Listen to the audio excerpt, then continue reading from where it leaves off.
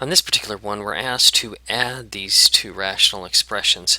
The problem is that they don't have the same denominator. And when they don't have the same denominator, we have to find what they call the least common denominator. And the least common denominator here, when it's a lot of times when it's an unusual one like this, what we're going to end up doing is just multiplying these two together. I've got one binomial on this denominator and one binomial on this denominator. And the lowest common denominator is those two binomials multiplied together. And so you'll see that here is the lowest common denominator, the y plus 5 times y minus 2. And I got those from right here. These are the exact same denominators on each one. Now we're just going to multiply them together. Now, if this is going to be our lowest common denominator, I already have a y plus 5 here. What I'm missing is the y minus 2. So I'm going to multiply this side, top and bottom, by y minus 2. And on this one over here, I already have a y minus 2, so I need the y plus 5. So now I'm going to multiply top and bottom by y plus 5. So I'm going to do that now.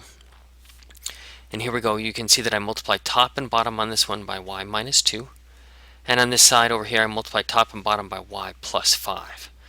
Okay, now that we've done that, we want to kind of simplify these down just a little bit.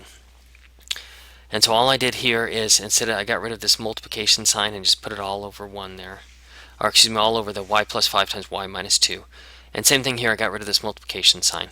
Now that I have these, I'm going to take these and I'm going to distribute this 4. 4 times y would give me 4y, and 4 times negative 2 gives me negative 8. And I'm going to do that for the 6 as well. 6 times y gives me 6y, 6 times 5 gives me 30 down here.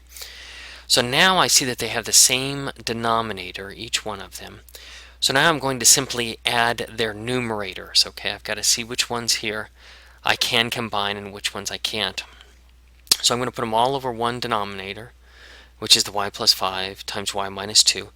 And then I look at this here and I see that my 4y and my 6y I can combine. And then also my negative 8 and my 30 I can combine. So 4y plus 6y gives me 10y. And negative 8 plus 30 gives me a positive 22. So this is my answer here. It's all over my lowest common denominator because I can't reduce it any further. But then I just basically combine like terms. Once I multiply top and bottom or whatever, it's missing in the lowest common denominator.